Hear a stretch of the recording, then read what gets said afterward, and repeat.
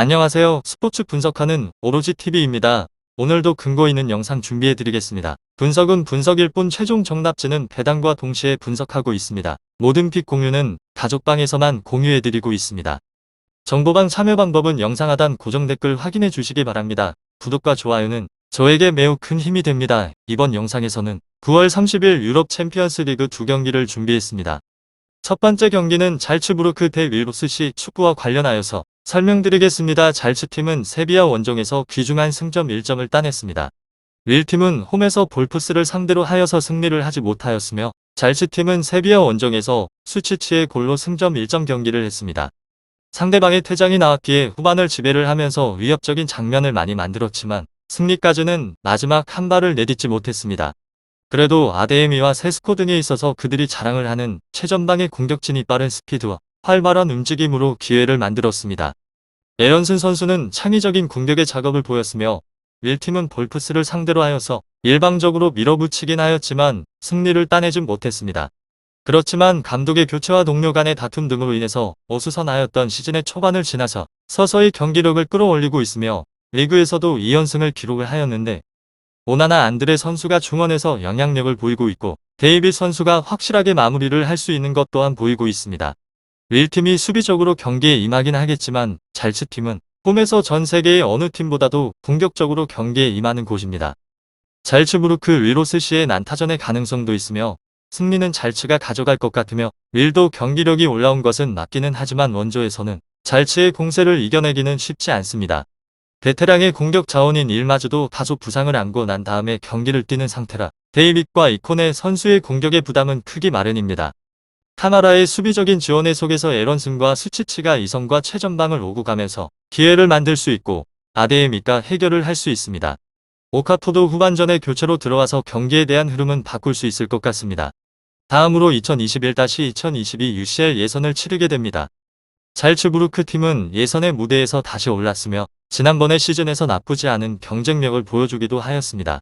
하지만 황희찬이 이탈을 하였고 그래도 유망자들을 꾸준하게 수급을 하면서 새롭게 팀을 꾸리고 있는 곳입니다. 이번에도 마찬가지로 재능에 있어서는 우위를 가져갈 수 있다는 의견이 많이 있으며 지난번의 경기에서는 다소 불안하긴 하였지만 경기력은 좋았습니다. 상대방을 괴롭힐 수 있는 것은 충분하게 가지고 있을 윌팀은 최근의 흐름이 좋았습니다. 전체적으로 안정적인 시즌을 보냈다가 가끔 무너지기도 하였지만 그래도 흐름이 좋다는 점은 부정을 할 수 없는 사실입니다. 잘츠부르크 윌로스시 축구에 있어서 처음의 경기에서 팽팽한 모습을 보였으며 그래도 랭스를 잡아내면서 흐름은 찾아갔습니다. 이번에도 마찬가지로 흐름의 우위는 확실한 곳으로 시즌의 출발도 좋습니다. 특유의 단단함도 있고 최근의 승리도 단단함으로 만들어냈다 지지 않는 상황을 연출을 하고 있는 중입니다. 다음으로 세비야 원정 이후에 리그에서 3연승을 달리고 있는데 쾌조의 흐름을 이어오고 있는 잘츠부르크의 이번의 경기 초점은 공격에 맞춰질 것이라는 점입니다. 공수의 전반전에서 뛰어난 밸런스를 보여주고 있다는 점도 자신감을 끌어올릴 수 있는 요소가 될 것입니다. 최근에 리그에서 연승을 달리면서 안정감을 서서히 찾아가고 있는 릴의 흐름도 주목을 해볼 만한 승부로 다만 수비의 라인에서 실점이 계속해서 이어지는 부분은 이번 경기에서는 변수로 작용을 할 소지가 있습니다. 전력적인 면에서 두 팀의 차이는 그렇게 크지 않다고 하였으며 다만 집중력인 부분에 있어서는 릴에 비해서 홈팀인 잘츠부르크가 좀 더 나아 보이는 측면은 엿보입니다. 최근까지의 흐름을 보게 되면 잘츠부르크의 우위에 맞춰서 볼만한 경기입니다. 릴은 과감한 전략보다 신중하게 틈을 노리는 방향을 택할 것입니다.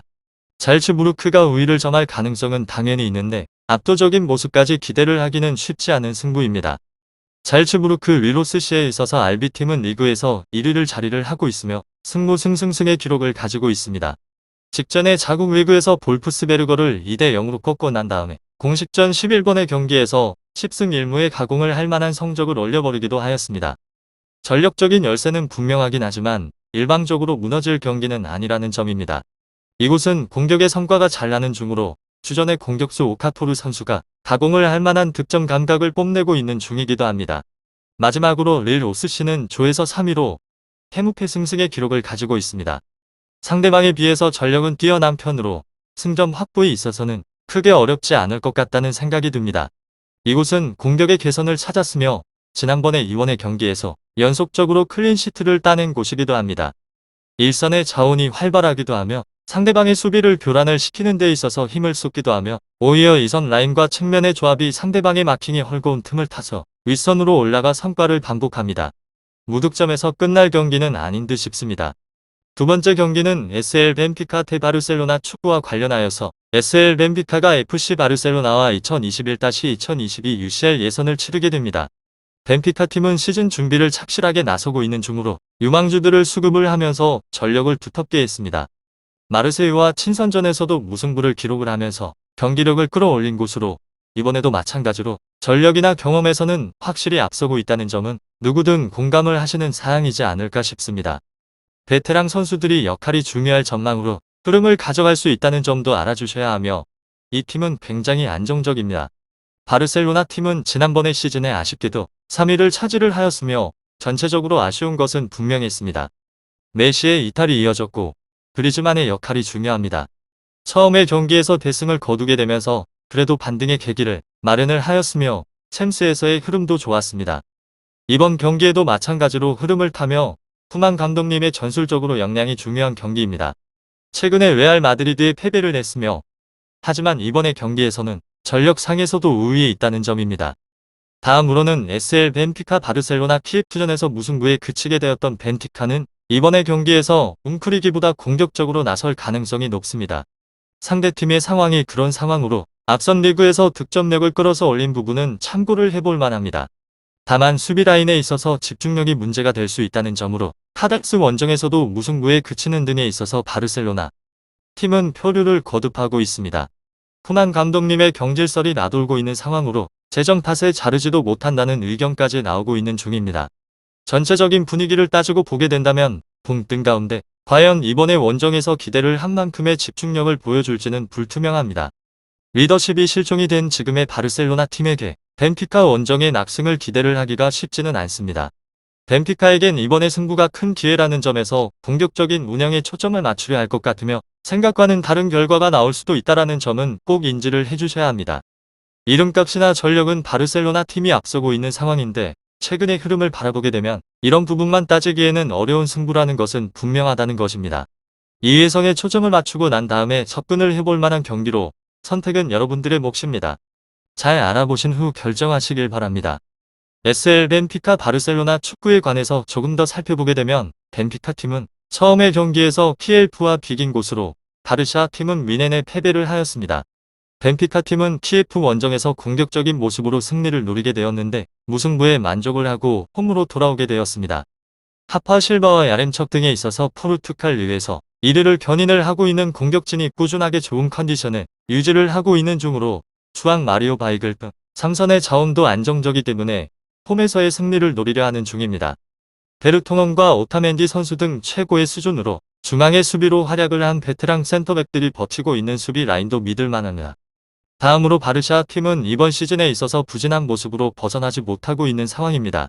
뮌헨전에서 패배를 한 이후에 리그에서도 3번의 경기에서 1승에 그치게 되었고 찬스를 해결을 해주는 선수가 부족하다는 것이 사실입니다. 안수 파티 아게로 브레이스웨이트 등의 선수들의 공격진에서 부상자가 많기 때문에 데파이와 대용 외에 해결을 할 선수가 부족하기도 합니다. 부스케츠, 로베르토 등 중원에서 장악력을 보이지 못하고 있다는 점도 굉장히 안타까운 일 중에 하나입니다. 마지막으로 여러 사람들의 결론들을 합쳐보게 된다면 벤피카가 승점을 딸 수 있다는 말이 무척이나 많이 있습니다. SL 벤피카 바르셀로나에 있어서 비록 리그에 국한이 된 일이긴 하지만 홈에서는 시즌의 전승을 거두는 등의 강점은 확실하며 또한 월요일 새벽에 경기가 있었던 바르샤보다는 하루의 휴식일이 더 있다라는 이유로 인해서 더 좋은 몸 상태로 경기에 임할 수 있게 됩니다. 선수들에 있어서 컨디션은 경기에 있어 거의 대부분을 차지를 한다고 해도 틀린 말이 아닐 정도로 하루를 쉬고 안 쉬고의 차이는 많이 나게 됩니다. 이런 점들을 다 고려를 해보시고 결정을 하셔야 된다라는 점을 꼭 인지해 주셔야 합니다. 주앙 마리오 선수의 공격의 전개 속에서 야렘책과 하파 실바 선수가 공격을 이끌 벤피카 팀이 바르샤를 경기를 하는 내내 괴롭힐 것을 예상해 봅니다. 물론 바르샤 팀도 벤피카 팀과의 홈에서의 일정이 남아있기 때문에 원정에서는 지키는 스포츠로 임할 것이며 승점에 대해서는 1점씩 나눠 가지는 모습을 예상해 볼 수 있을 것 같습니다. 여러 사람들의 의견에 있어서 무승부로 끝날 것 같다는 말이 많이 있으며 바르샤 팀이 수비적으로 임할 것이기 때문에 이 점 또한 생각을 하시는 데에 있어서 약간의 참고를 해주시길 바랍니다.